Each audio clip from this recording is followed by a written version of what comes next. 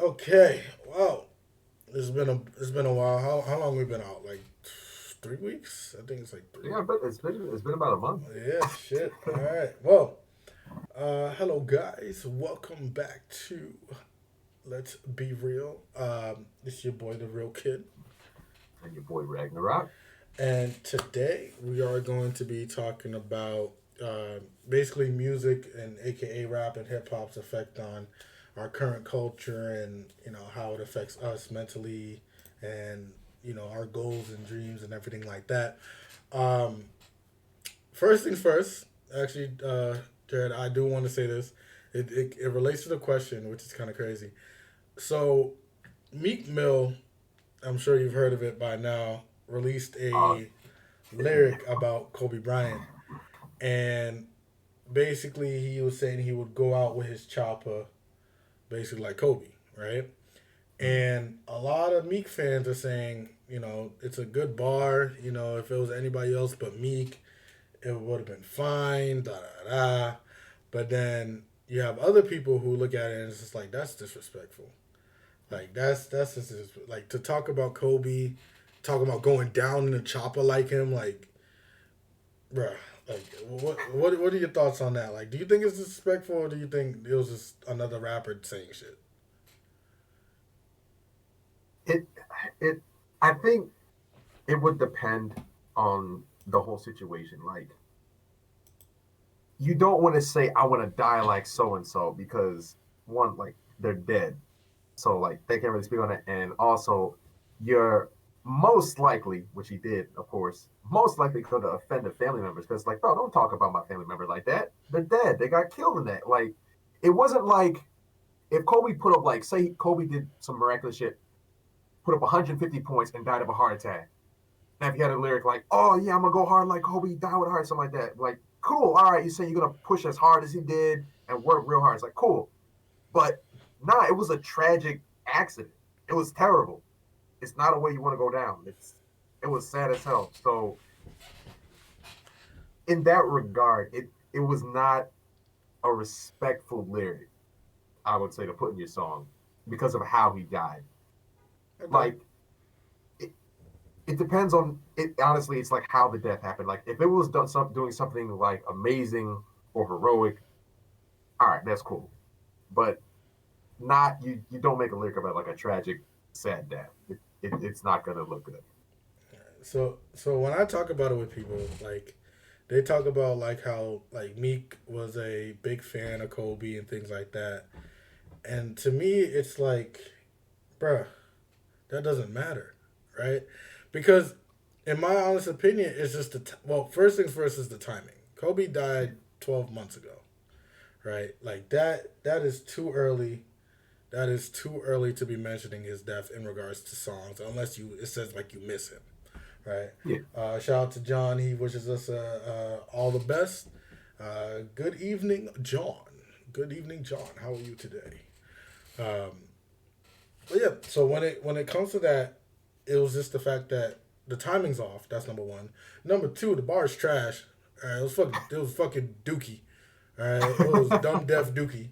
Honestly, you know, that's number two. Number three, it's like, bro, when it's somebody that's that revered in life, right? Like people, too many people love Kobe, right? There are many songs out there that you could just sing praises on him, and you decide not to. You just said, "I'm gonna go out like he went out." Like, yeah. bro, he literally went out with his daughter and all their friends and family, like basically, right? What the hell are you doing mentioning Kobe Bryant in a chopper, talking about you about to go out with your chopper? That's just tacky, right? You can say I'm gonna go out till I'm past 60. Call me Kobe, like some shit like that, right? Because he dropped 60 when he went out the NBA. You know what I'm Yeah. saying? But no, no. Lo and behold, Meek gotta say some shit, some dumb shit, right? And then people, and Kobe Bryant's wife actually had an issue with it and said like, basically, I'm not familiar with your music, but this is disrespectful. And motherfuckers is trying to tell her how to feel. And they'd be like, About her husband yeah, dying. that's what I'm like, yeah, yo. And they're talking about, they don't even, how does she, she don't even know how Kobe really feel. Like, she don't really know Kobe. You mean to tell me you know Kobe, a fan. You know Kobe. But not the person that lived with him all his life and all that shit. They don't know Kobe. You know Kobe. Man, get out of here with that bullshit. I just wanted to speak on that because, in my God honest opinion, it was just a disrespectful bar. And I understand that rappers out there do reference the dead. Don't get me wrong, Oh, but yeah. if you look at when they reference the dead, one, it has a good ass punchline. That's number one. That's just number one. Number two, it doesn't mean that the bar is good. Right? It just doesn't mean the bar is good. Shit, I think Lil Wayne says beat it up like Emmett Till, right? Emmett Till died how long ago? 50, 60, 70 years ago, around that, right? Mm. So people make jokes about it because we know it now. It's culture now, like everything like that. It's been so long. Now, don't get me wrong. Lil Wayne is king of punchline. So Yeah. but that didn't come off as disrespectful, right? It came off as kind of funny. Like beat it up by Emmett Till. Like damn, he really did get beat up though. Like you know what I mean? Like that.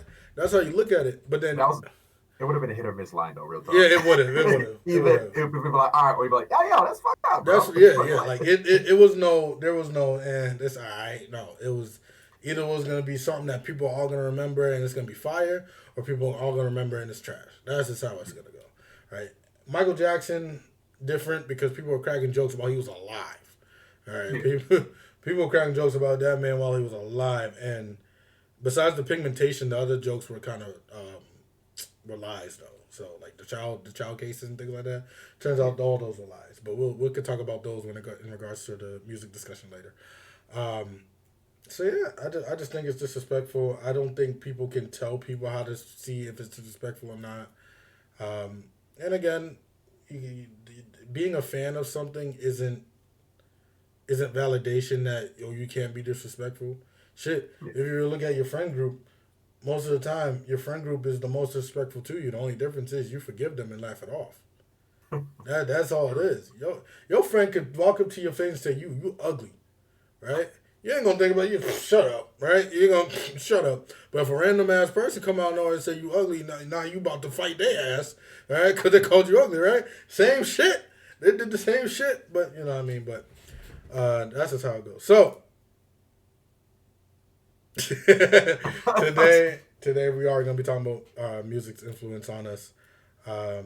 Jared, you started off with this one. I don't know how far back you want to go. I kind of want to go from 80s to now, but we could talk about the 30s with the blues and jazz and everything like that.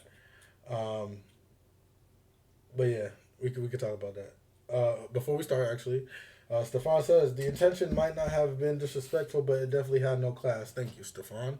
I don't think he came off as disrespectful. I don't think he wanted to be disrespectful at all. It's just bad. It's just bad. You know what it was like? You remember when who was it? Kylie Jenner did that Pepsi commercial? Yes. And they got shit on for it. Yes. People were like, yo, what are you yes. doing? It was that exactly exact like thing. That's what it was. Like we all know what the message was. We all knew like, oh, she just like Pepsi. We all should get together. Like we all knew it, but damn well, hell no. Hey, you gonna put a damn commercial and market off what's going on now? You ain't gonna do that. So I get you. So where do you want to start off, Jared? Honestly, I don't think we need to go back to blues and jazz because it is just depressing where its origins came from. But I mean, with 80s would probably work because I mean initially even rap wasn't all about drugs and bitches and getting money and all that shit. Nah, generally I would like to think that it was more initially storytelling about what was going on at the time, how like people were struggling, and initially it's like all right, black community gets that, okay, cool, and then as things started getting worse and worse and worse, people were losing jobs, unemployment was going up. There's the huge influx of drugs into the community, and then it's like people are selling drugs. And it's like, yo, well, why don't I rap about what I do and rap about what's going on? Yep. and slow. So you get that slow shift, and then lo and behold, of course, this becomes popular because one, it's relatable as shit to everyone who's living through that. So of course they're gonna like it. And two, as we all know, even though it's illegal, you can make a shit ton of money selling drugs. Mm-hmm. So it was also a way to get out of poverty and pull yourself up and your family. Okay. So it was like this this huge balance of like on one hand, all it is like, yes, it's bad. You shouldn't be selling drugs. You're destroying your own community. You shouldn't be glorifying it. But on the other hand, it's a way to pull yourself up from the boots by your bootstraps and get out. Okay. Okay. But so what do you think that influenced the younger kids of that generation to do? Same thing, honestly. You grew up poor and you know there's not really any good job options around you, and you see, hey, this dude's rapping about this. I could probably get into it. So obviously, not everyone's going to do it, but there's going to be plenty that are going to try and emulate and copy what they do to Yeah. try and get themselves out as well. Okay. Okay. No, no, no. That is. I think that's extremely correct. I think music did start off first as more storytelling and genuine storytelling. By the way, I got to keep that in mind because of the fact that people now make up so much shit about what they think will sell, but in reality, it's just another person doing the same thing as always. In the '80s, most definitely, you had I think it was it Public Enemy. Hmm. Public Enemy. You had uh, NWA. Those people were basically telling people either to they're just telling like people like, yo, we chill, we're basically chill, we're mistreated, like they actually genuinely told you about their lives, they're mistreated, they have to do this to survive. I think who was it with Flavor, what's Flavor Flav's old group, was that Public Enemy or something else? Uh, it was uh, it was something that else. might have been I think it might have been Public, so chat. Y'all basically. know? Huh? I said chat. Y'all know? Anybody remember? Sure, and if anybody know out there, let me know.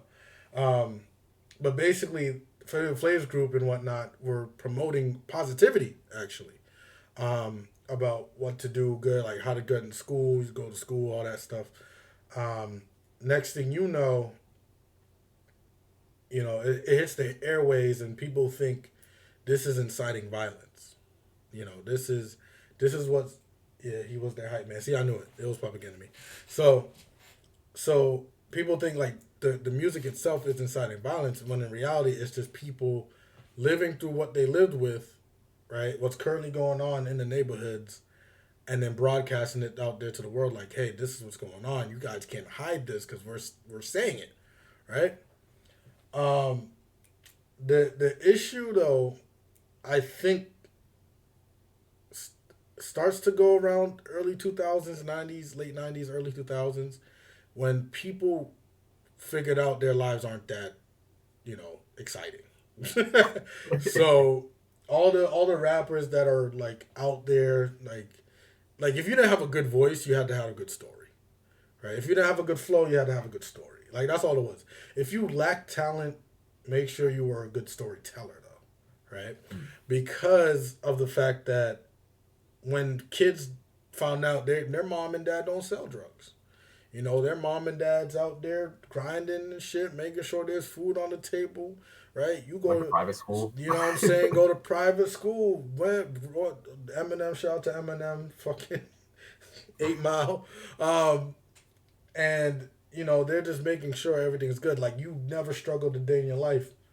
Next thing you know, they're rapping about having to eat, sleep for dinner. Like, what the fuck you talking about? Like, I know you. Yo, fam, you probably the richest motherfucker on the block. I don't know what you talking about.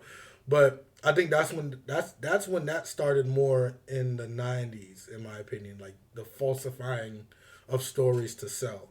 Um, but I mean, we do get a couple legends. We do get a couple Oh legends. yeah. Look. No disrespect to my main man right there, the goat in my opinion for of rap, Tupac. But Tupac didn't live the life he preached until later, right? Like Machiavelli, all them albums where he was basically talking about gang banging. Tupac was a kid who grew up to be an actor, an artist, right? Like he was that guy. He was, and I'm sorry to say this, he was what Takashi 6ix9ine wanted to be, right? Because Takashi wasn't a gang banger either, right? He wasn't. He just went to a gang and said, "Yo, let me rep you and I give you money." That was how it was, right? Worked out for him. Tupac. That's why if you look at it, Tupac had more roles as a rapper, right, in the height of his career than anybody, right? Because he was an actor. That's all he was. But then, and if you look at Tupac's mom, she was a revolutionary. Um, but then he started to get into that gang life. Then he started to get into gang life, but he didn't start off as it, and nobody knew he didn't start off as it until later. I mean, honestly, like actually, I don't know if you watched the whole video of what I talked about, but what the one point the guy really made is like they went with what sells. So it's like, nah, if I tell you, hey, I went to school every day, did this, did that, nah, no one cares about that. But if you talk about what you know people want to hear about Yeah, and make them think and believe it's, oh, he really knows about that, you're gonna sell records and you're gonna make a lot of money doing it. yeah, yeah. It's I I think that's when it started happening. Like when rap started to get more and more popular, that's when you start to rap more about it. But you still had genuine people because again, Tupac then started to live the life he rapped about. Biggie lived the life he fucking rapped about, right? Nas lived the life he rapped about. Jay Z lived the life he rapped about. Like, and those are '90s, by the way, like more Ice '90s. Cube's group. Ice Cube and uh, what's his name? Lynch Mob. That's what it's called. All those people were still living the life that they rapped about, right? But then you start getting and again, this is kids growing up. They're seeing these people. They want to become these people. Um, but you can't really become them because you're living that life that they're currently talking about, right? Like the whole crack, the whole struggling, everything like that. You're currently living that life. So your goal wasn't to like live that life they lived and da da da. Your goal was to make it out like they did, right? That's all it is. Your goal was to talk about your struggles. But then you start to go into the early 2000s, right? You go into the early 2000s, and now it's become more prominent. Now instead of cassettes, you have CDs, right? You're starting to get iPhone, what is it, Uh, MP3s, MP3s. You got the CD players in your pocket that don't fit. You know what I mean? Like you're starting to get all these. So now your music's getting heard a lot more often, right? And this is a generation now between the '90s, slowly between the '90s and the 2000s that is now baggy clothes too, right? And though I believe I'm trying to remember, the whole point of baggy clothes was to conceal weapons, right? That was the whole point. Like your pants sagged all the way down, but you had the big ass shirt. Cops can't see what the fuck you got on. You know what I'm saying? So when they search me, there's no automatic gun print and shit on me. You know what I'm saying? So you had that going on, and next thing you know, right? These are rappers doing this. Next thing you know, everybody named Mama wearing baggy clothes. Everybody named Mama. Like that's how much of the influence it had. And before I shift it back to you, Jared, there's one prominent thing that I want to say that between then and the '80s is the video vixens, right? The video vixens, the models that you see in those music videos, you actually start to see a trend of their body types over time. I'll talk about that after, but and that trend is why people think of body insecurity and things like that because of those video vixens. Those were the people that were telling you this is what you should look like to be sexy. But,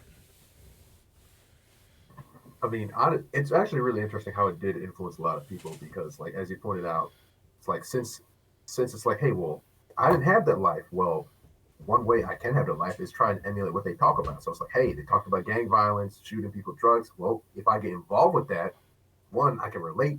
Two, maybe I can blow up like they did. Maybe my life will come up. So then you have that whole influx of gang violence and all the drugs and all that issues coming up.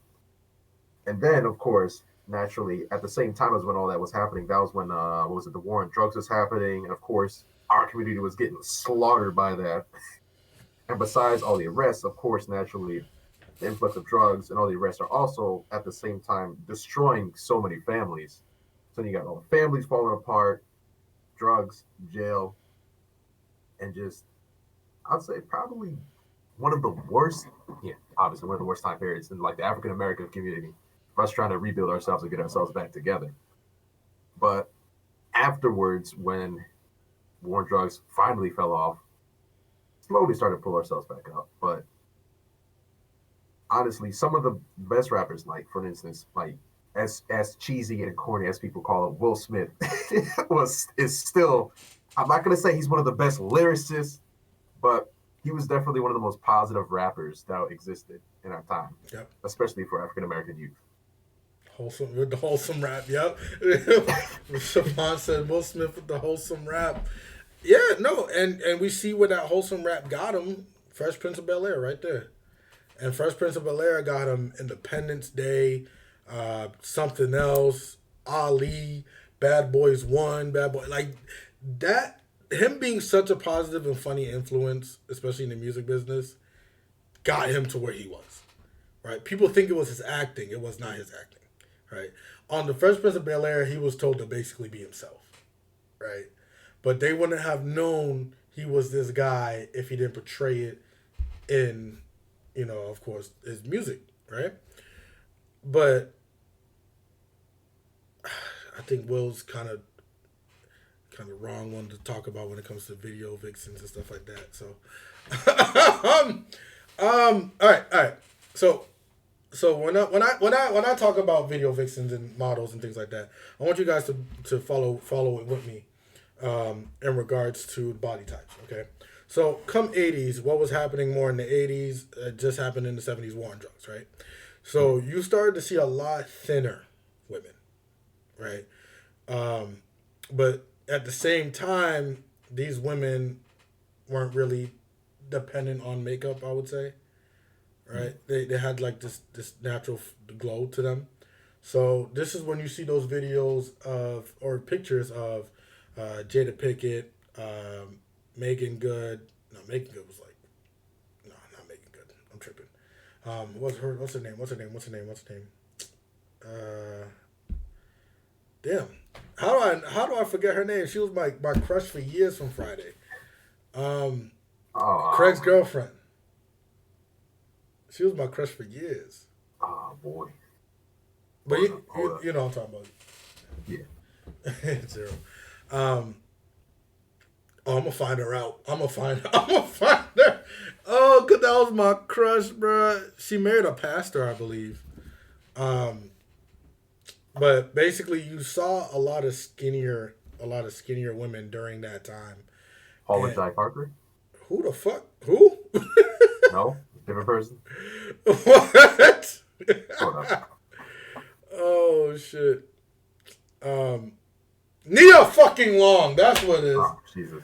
Oh shit. Nia Long. Nia Long was my '90s crush, big time. But you do start to see a shift in from skinnier girls, and then come '90s, when people are less dependent on crack, and you start to see black people kind of start to flourish again, right? Kind of start to flourish. Um, oh, and I can't forget Tanisha Arnold and Gina from Martin and Tisha Campbell. Oh my god! Oh my god! They so damn beautiful. Um, Pam was underrated too. Everybody was looking at Gina. Pam was good. But but you do start to see a shift in skinnier women, and then you start to see more, I would say, widely hipped women, Thick. right? More curvy, more thick. Like you gotta have the right cold peanut butter. Y'all ever try to scoop cold peanut butter? That kind of thing. It's like stuck there, like that kind of thing, right? You start to see that shift, right? But again, this was still natural, right? There's not an emphasis on surgery and shit yet, right? So you start from the '80s, you start to see the '90s curvier. Then it come early 2000s. It's not. It starts to shift back down to the slim, right? This is where you see the Beyonces. This is when Destiny Child and stuff comes out, and you look at their body types, and it's like, oh, they're slim, right? There's no big butt, there's no big hips, none of that. It's just they're slim, but they're pretty, Slim fit. right? They're pretty, right? So you start to shift over back to I want to look like Beyonce, basically, right? I want to look like what's her name that was in Beyonce's group? I don't even know. So damn. So you got those over there. But then look, lo and behold, you start to move more and more, and then you start to see more Caribbean artists start to get more popular, right? Those Caribbean artists, right, start to show videos of women again curvier. Except compared to '90s curvy, they like curvy. They like thick, you know what I'm saying? Thick, right? and oh God. And what ends up happening there is that now there's a trend of trying to be that thick, right? Before it was not, it was like this, and don't get me wrong, these are still naturally thick women, but their curved body ratios are almost nearly impossible to get, right? Because again, your figure, right? Your figure itself has a say in how you develop when you pack on extra pounds, basically. So now you start to see people like Kim Kardashian, right? They see these women, you see these women, and they're like, I can't get that big, right? I can't get that big of a butt, but with that small of a waist and that big of a chest. So here's where the popularity comes in. She then, of course, first of all, she has her sex tape with Ray J, right? I think Ray J, yeah. And lo and behold, when she has a sex tape with Ray J, and now people are now looking at her like, oh, she alright, she kind of cute. Then next thing you know, she has surgery, and they're like, dang, right? That's when all the Kim Kardashian jokes started coming out. It was no longer about the sex tape. It was about who he had sex with, right? Because they saw the big ass booty, and then she became Queen Booty, basically, right? It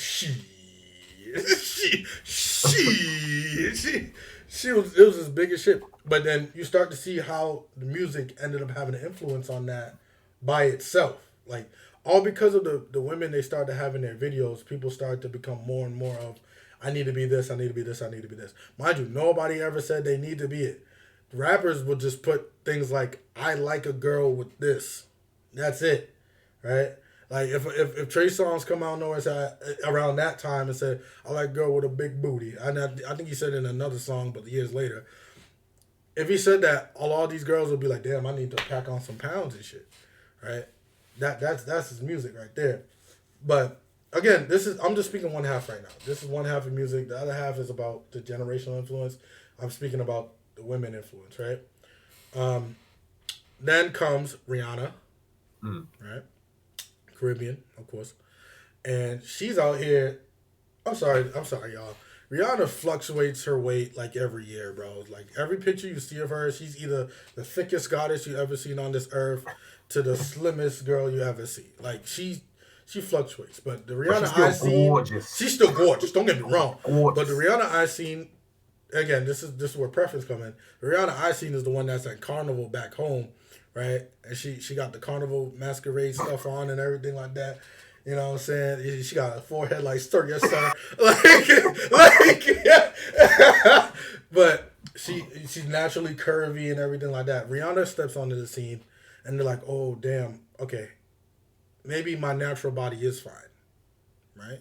Maybe I don't need to be that big, but I don't need to be that small either, right? She kind of brought in a balance, right? And she gets more popular with her music, right? She's making girls feel better. Here comes Nicki Minaj now, right? Hajuku Barbie. That's what they call Hajuku Barbie or some shit like that, right? Nicki Minaj comes in and puts Kim Kardashian basically to shame. To shame. To fucking shame. It was just like, Kim who? Because Nicki came in first on like features, right? Yeah. She actually, at first, she didn't even was a feature. She was just there. Then she became a feature. And Nicki come out of nowhere. Now everybody wants to be Harajuku Barbies, right? The Barbies, that's what they call them, right? And you know, when you think about, and I kind of appreciate what she did, and I kind of don't, because when you think about Barbie, you think of unrealistic proportions, right? That was the whole thing about Barbie, is Barbie's figure, the doll, is an unrealistic proportion of what you can be, right? Her stomach is basically a line, and then her waist goes out, right? Here comes Nicki, basically saying, hey, my stomach don't need to be a line. My stomach can be this, but my waist is going to go even more. Like, that's just it. So here Here comes Nicki influence, and she's basically hyping up the booty train basically, and girls go back to I need a big booty. This is when you start to see more of a shift of men liking thick women, right? It's more when Nicki came in than Kim Kardashian. When Nicki came in and she's shown that she could be a rapper and everything like that, and everybody wanted to be Hajuku Barbies, that's when things started to get more. I need a thick woman, right? Because of the attention Kim was getting and because of the attention Nicki was getting, you get the Kardashians. you get the Kardashians, and we already know their influence on pop culture is ridiculous. That's for another video, but the biggest one, the only person I think, in my honest opinion, kept it real, I think, was two people. One that was music and one that isn't music. J Lo, she came in naturally with the booty, right? She got a big old booty. Serena Williams. Serena Williams. Well, that's that's what tennis will do for you. Like, that's Serena. And as Kanye said, ass like Serena. He knew. He was looking before anybody else was. You know what I'm saying? So when that's all I'm saying is, like, on regards to a woman's influence, music extremely influenced the body type narrative of how women should look and things like that. People think it was the modeling. People think, oh, they need plus size models. No. If you can get in those music videos, that was your standard, right? That was your standard. If it was a thick woman in a music video, standard. Skinny woman, standard. That's all you looked at, right? I mean, honestly, you know what? Nicki got into the scene with her body, but you know what song really got her? Or really made people goddamn? Anaconda, my God.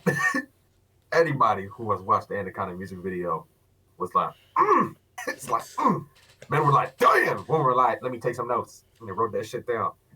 Everybody invested in that, bro. Yo, that music video was so fucking. But honestly, like, one thing about Nicki that was interesting, like, early on in her career, she would pop up occasionally, but, like, if you find some of her early songs, they were nothing like all the rap songs that she had ever. Like, she had a song called Grand Piano, and this was like a heartfelt, like, love song. And I'm like, this is Nicki Minaj? Where's that chick at? Like, where'd she go? But, like, all she really did was just, it's like, hey, that song's not popular. The industry wants this. You need to do this. Follow that. And now you get current Nicki Minaj. But, like, it was actually really surprising to see that she actually had music like that versus what she has now. Yeah, no, I think she cared more about her lyrics back then because, of course, sex back then for females can only get you so far in regards to the rap game. Because I think the hardest artist really was Missy Elliott, and nobody looked at her and said, "Damn, Missy Elliott." No, even though right now she aging fucking backwards. Goddamn. Right? If y'all ever see Missy Elliott now, it look like she look younger than she did when she first got on the scene. All right. All right. Let me read these comments. These girls get money, then start paying for the body instead of going to the gym. 5 years later, if they don't maintain checkups, they have body issues, then boom, they messed up their life. Plastic surgery does fall off. Damn. All right, that's number one. Okay. Trish says NBA YoungBoy the GOAT. That man can't read. Shut up. Don't shoot me. Mariah Carey before the babies was legit though. Mariah Carey. So all right. So let's go back into the society aspect of it. Early 2000s, right? Now the storytelling part is gone in music. Storytelling's gone. Now it's just about selling shit, right? Selling the drug game. That's all it's about now, right? Unless you're Lil Wayne, it's just more about one-liners and things like that. Like Lil Wayne's like an outlier when it comes to this music shit because his punchline, this man rhymes orange with door hinge and shit like that. You know what I'm saying? He does it. But this is when you start to see Lil Wayne, Eminem, Jay-Z's getting more and more popular now. Kanye gets onto the scene. You start to see Mike Jones. I don't know if y'all old enough to remember Mike Jones, but Mike Jones was the shit. Ice Cube, Ice Cube was alright, but I think Ice Cube was just more late '90s. Ice Cube was definitely more of the late '90s peak. I would say after 2000s, he focused more on his um, his movie career, right? Because I feel like Right. he knew for a fact that music can only give you so much money. Acting gets you a lot. Like you got actors out here doing one cameo in a movie, and they're getting paid like 20 mil. Like that is fucking crazy. Um, so we start to see people are selling more, right? So what happens to our neighborhoods now? The neighborhoods that were recovering from the war on drugs starts to go back to selling more, right? And this is early introduction. And for kids who grew up in inner city, this is when you start to see your friends getting shot a lot more. Because now what's being praised is selling drugs, hanging out with your friends, smoking, and causing mischief. This is basically early 2000s, right?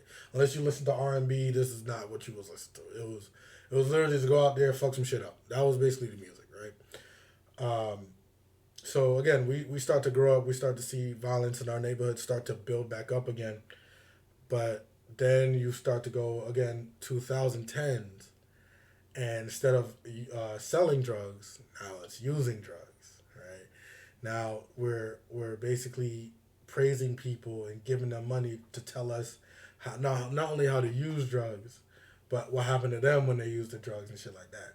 This is all while there's a campaign out there. What was it? A dog that said "say no to drugs" or some shit. Like those are Oh, I dare. there. No, That was no. what's It was going. McGruff the crime dog was the first attempt, Yeah, and then it was Dare, which was the line away the shirt and stuff like there you that. go. And that's when they So would come to schools. see that shit, right? That motherfucker would be ashamed of everybody right now. But now you are starting to see a lot more kids start doing shit early. Like here's the thing between the parents and the kids when it comes to music and the influence. Our parents knew off rip what was good and bad, right?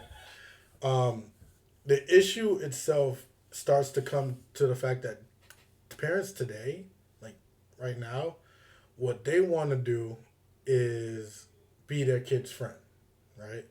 So they're more prone to let the kids do shit. Like around my neighborhood, bro, you didn't start smoking weed and shit until you were at least like 14, 15, 16, right? Nowadays, I see 10-year-olds smoking weed. And it's like, what, What the hell? like one, who gave you that shit? That's number one. And number two, who told you you could smoke it? Number three, who told you how to roll this shit up? And then, you know what I'm saying? Like all that. But then you start to hear stories when they get older, and it's like you know those Facebook things where it's like, who who gave you this weed or whatever, and they'll be like, my mom gave me my first blood and stuff like that, you know. So it's crazy, but you gotta talk because I gotta go answer my doorbell. All right. I got all right, all right. So with the whole influence, actually, that's the whole bad parenting part. But I don't know about y'all, but my parents drilled that shit into my head. Don't do drugs. Stay away from that shit because it'll destroy your life. But now with everyone going, hey, nah, let's be friends. They let the kids do whatever. That's also why a lot of kids today are just don't give a fuck, do whatever they want. They talk shit. They get in a lot more fights with people. They have no fear instilled in them. Because back in the day, as we all know, you got whooped real bad whenever you try to talk back to your parents or try to any shit. And everybody has that one story where they got the ass beat so badly that they never forgot it. Honestly, my favorite one was when I tried to run away and I thought I could outrun my mom, but I could not. So she chased my ass around the house, tackled me, and beat me as we fell to the ground. And that day I learned my mother was not as slow and as old as I thought she was. Now, let's see. For me growing up, my neighborhood was pretty quiet and chill. We only had an occasional drug problem, so there was nothing for us to really worry about. Um, so personally, I didn't really have to worry about all that or gang violence with me growing up. But I did go to school with a few kids who were in rougher neighborhoods, but their parents worked really hard so they could go to a better school. And then I would talk to them about it, how some of them grew up around people getting shot every night. Some of them grew up with the drug dealer on the corner who offered them stuff. And that blew my mind because I just never thought it would be something I would have to experience or even really see. But you go to school, you'll meet different people, and you'll get a different viewpoint on what other people see in life. And then at that point, that's kind of when my window got opened, and I got to see a different viewpoint on how everyone lives their life and what they experience. So, in a lot of cases, when people talk about how they grew up with this, with drugs and violence around them, like I personally can't relate to any of that. But you know, you live and you learn. Now, back to music. Let's see. One of my favorite artists, who I also think is one of the most, I would say, positive slash influential artists, is definitely Kendrick Lamar because lyrically he is sound, and whenever he raps, and two, whenever he raps, it's not necessarily that he always goes for like a smooth or clever lyrical rhyme, but he is a really good storyteller with his music. Like one of my favorite songs that he ever did was "How Much Does a Dollar Cost?"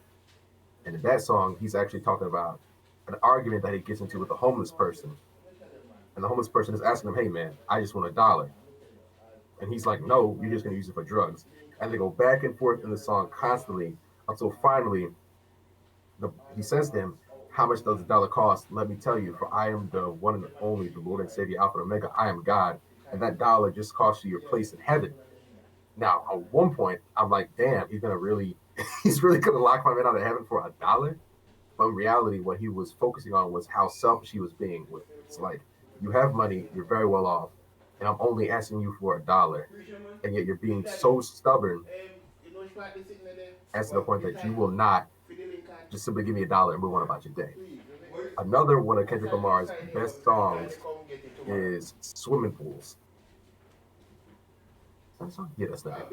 So in that one, he's talking about how he was at a party, he was really drunk, he was worried that he was gonna die, and then he has this conversation with himself. It's like, "Hey man, I'm gonna tell you how to get over this. We're gonna get through this together." And slowly throughout the song, you see him coming up, and he ends up pulling himself out. But he also talks about in the song how there are certain people who are either a bad influence on him. So at one point, someone's like, "Hey, let's go shot for shot. You got to dive into a swimming pool of liquor." So, you bet. What So we right talking now, I'm about? talking to Kendrick Lamar as one of my favorite artists right now Oh, Kendrick. because, Yeah. yeah, it's not like I said, it's not that his lyrics are like amazing, but he's a phenomenal storyteller along with his lyrics, and that's why I really like his music. Kendrick is no. Kendrick is was deemed the new king of rap, like by majority of the respected artists. Um, he also is trying to positively influence. Like what he does is he takes '90s style rapping, and instead of rapping about drugs and shit like that, he's trying to shift it over to of course we could progress, we could do this, we could do that. Shit, look at his songs with just the Black Panther theme. Right? If you look at every music video, it's all about either going back to African roots, like knowing that you come from kings and queens and things like that, or just generally just building up your confidence in being black. Like that's all it is, right? I do think like right now the direction rap is going is just bad, right? For one thing, for example, that rap did was something the Italians, not the Italians, but the Irish mob and stuff did, and I would say the Italians. You of course know about the no snitching, right? Mm. People get it confused a lot, but it got to the point now where it's just part of our culture, even though it shouldn't be, right? No snitching was of course like if you this is how it started off. Number one, if you're involved in criminal activity, you don't tell on your brethren, right? That was no snitching, right? Civilians cannot do that. Or, civilians cannot not snitch, right? Because they're civilians, right? If I saw homie gun down somebody, and I just so happened to be in my house, right? There should be no repercussion to that person who, of course, saw it, right? If they report it to the police, there's no repercussion for the person that saw it. But what we did as a community in regards to our music is basically say snitches get stitches, snitches get shot, da da da da, right? So lo and behold, now we can't even report crimes in our own community because of the influence over the years between crime and music that basically said you will die if you tell anybody, right? So even if it's your cousin, even if it's your auntie, you can't go to the police. Like, you know how dumb that is? Not even a mob believes that shit, right? The mob will straight up say, "Bro, go to the cops." Like if you saw somebody get gunned down the street, they'll say, "Go to the cops." What the fuck? Like what do you are you dumb? You know what I mean? But if you're influenced, I mean, if you're in the mob and you do some shit like you're the one that gunned down the person, and then you say, "Oh, but he was with me," that's snitching. That's what snitches is. And again, the people who made the no snitching rule were people who didn't want to be snitched on, right? Because it just makes no sense to have the rule, right? Other than being brethren doing the same shit, and that's just a given, right? That's all I'm saying. Is just like if you look at the overall influence of music, it not only affected how we behave ourselves, how we grew up, what we feel is the necessary body type, what we feel we need to do to make it, and things like that. But it also can progress to what we think our kids need to do in order to be successful, right? You got how old was Pop Smoke when he died? He was a teenager, I believe, or he was like 20 or something, and then um, and then Vaughn was I think 20. And again, these guys are famous. These guys are famous, and and we hyped them up to do dumb shit. That's all we did. We hyped them up to do dumb shit, right? You didn't get out the hood unless you did dumb shit or you talk about it, right? Motherfuckers doing drugs out here. We ain't hype him up. He could be a good artist, but if you ain't doing drugs, I'm sorry, bro. You staying right where the fuck you are, cause I ain't gonna listen to your shit, no matter how good your shit is. That's why sometimes I do listen to the local artists, cause like, damn, this person's good, and I'll share their shit because it's like, this may be a good thing, right? Chance the Rapper, how did he get famous? He ain't had no label. He was independent the entire time. It's because people kept sharing his shit. Bryson Tiller, same thing, just kept sharing his shit, right? But people don't want to do that because it's an inconvenience, right? You don't know what lives you could save actually when you look at somebody's music. You know what I'm saying? Because what you might do is save them from becoming the stereotype that they need to be famous. But y'all ain't gonna talk about that because it's Actually, have inconvenient. you listened to Vince Staples? I think so. Yeah, I think Vince so. Staples is another very positive rapper that is really good about what he talks about. Really. Like if you haven't heard of him, look up Vince Staples, "Lift Me Up." That's a good song. Vince Staples, I got you. I got you. So it's just the thing again. The things that music you guys should just remember is that it's gonna have an influence on you, regardless if it's directly to you or not. It's gonna influence you. Any kid born in the '90s, I know for a fact you probably wore baggy pants at some point in time. Even if with your parents, not probably not know. Probably like as soon as you got to school, that's when you started to sag your pants. You know what I mean, just a little bit. Um, you definitely were rapping with your friends at some point in time. Uh, you kind of changed your perspective on women just a little bit. You changed your perspective on men, or for the women out there, just a little bit. Because again, like the epitome of I know this for a fact. The epitome of women in the early 2000s. You know what their crush was that you had to look like for anybody like us. Nelly. Hmm. You had to look like Nelly. So you had to have the do rag. You had to have the little the thing he had. Right, you had to have the toothpick in the mouth. Right, you had to do all that in order to be deemed looking good. Right, but then you had to be light skinned. Who did that? Chris fucking Brown. Right, but that's not against Chris Brown or nothing like that. That was just when the light skin, dark skin wars started happening. Wars. Basically, it just turned into a meme culture of a dark skinned person doing some dumb shit, and then the light skinned people would be like, "I don't want to hear shit from the dark skinned people no more. We light skinned people winning." Like, yeah, it just turned into that. But overall, I think we should stop focusing on the music. I mean, not against Bobby Schmurder, for example. My boy, my boy Bobby Schmurder made it out. I see banners and shit all over cities. Like, he made it out. And to me, it's like, well, what the fuck did he do to make this a big announcement? I can't think of a single thing. Right? I can't. Like, I really cannot think of a single thing. I don't know what charities he gave to. I don't know how he influenced his neighborhood to be better. Like, I don't see that shit. Only thing I know is he literally put a song about how much he caught bodies and shit, and that's it.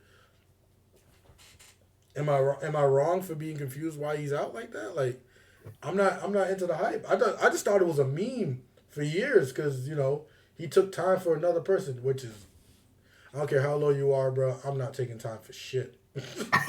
I'm not taking time for shit, bro. If me and you both do a crime, I'm gonna do my time. You do your time. But if they be like, all right, we're gonna make a deal with you, right?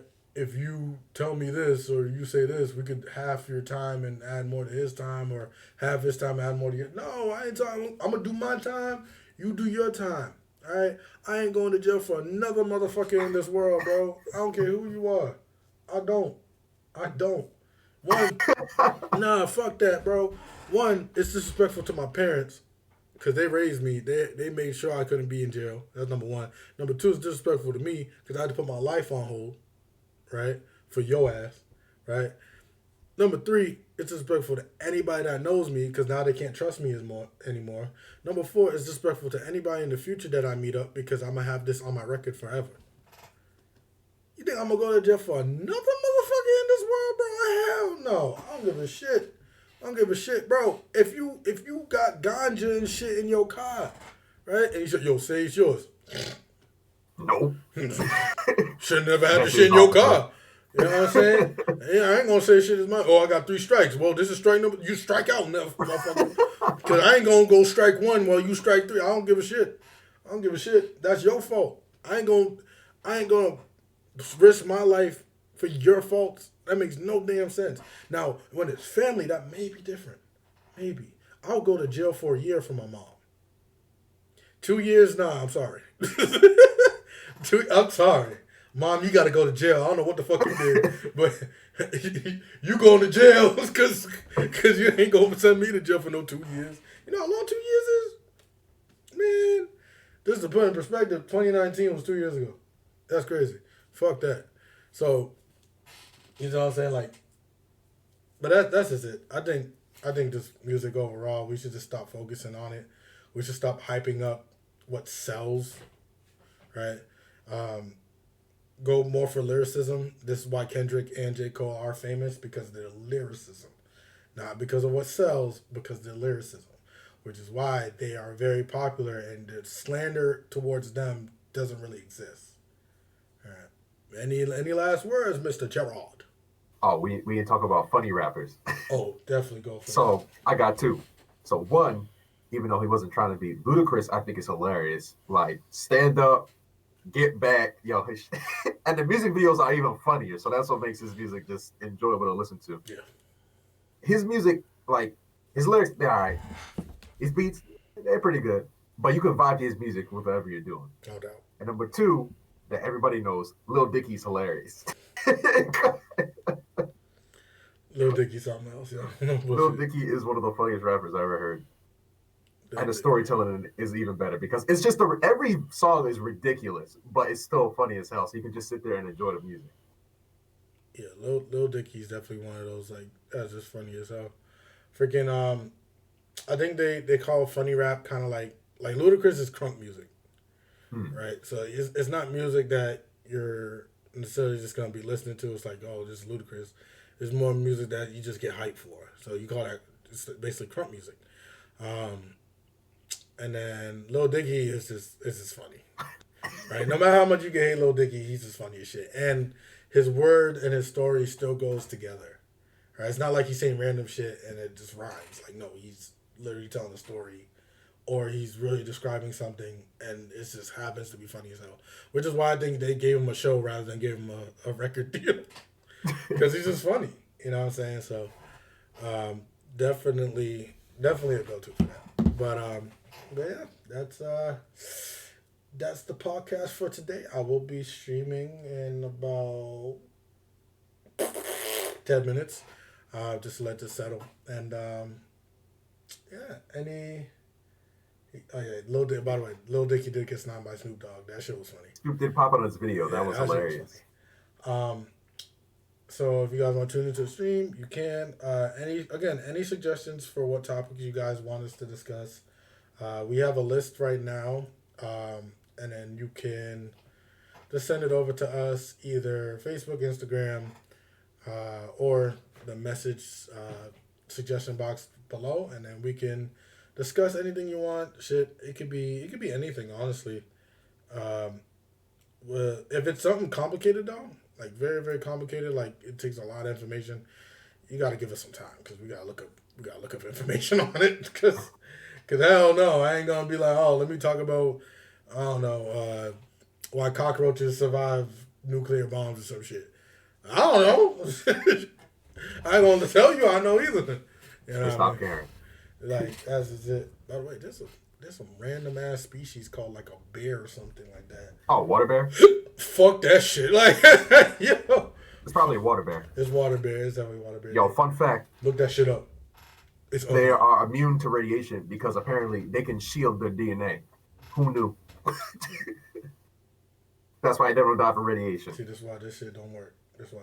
There's an immortal fucking jellyfish that reverts to another. Like, whenever it's about to die, it reverts to a healthier version of itself later. Like, the fuck you talking about? So Chico. That's some bullshit, yo. That's some bullshit. You know, actually, you know something? That's why. Oh, I'm probably gonna get killed for this. I think that's why they're not getting rid of cancer.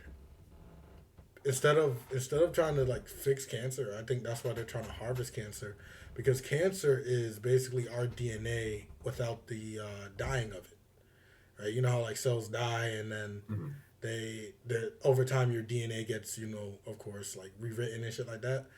Cancer, that doesn't happen. The thing that tells it to multiply does not die. It keeps going. It keeps going. So technically speaking, if you can apply that principle to your whole entire body, and it just keeps replicating, if you can control that to a certain state and level, then you can end up living forever. Because the only thing that kills us for old age is the fact that our cells aren't multiplying enough. True. I mean, I thought they were just milking it so they could, you know, make money. I think that's the whole thing. But in regards to the potential cancer has, like, you know, like for example, Henrietta Lacks, how her cancer has been the literal reason why we had so many vaccines and stuff. Like her cells, her cells are really her cancer cells keep going and going. So she's technically immortal, right? So that helped us with vaccines and things like that because it gives them shit to test shit on, right? But if they can put it in your body so that it gets to a certain peak, I guess, right? It's like multiply, dead, multiply, dead, like that. If you can get to that and be controlled, you live forever. You live forever because, again, we only die from cell deterioration. That's all it is. I mean, CRISPR's going to get to that point, too. Shit. All the gene splicing and stuff once we get to that point. Yeah, I mean, shit. I don't know. I'm just saying. But yeah, you guys have a good one, and I shall be back in, well, now it's 5 minutes. I'll be back in 5 minutes. You guys have a good night. Goodbye.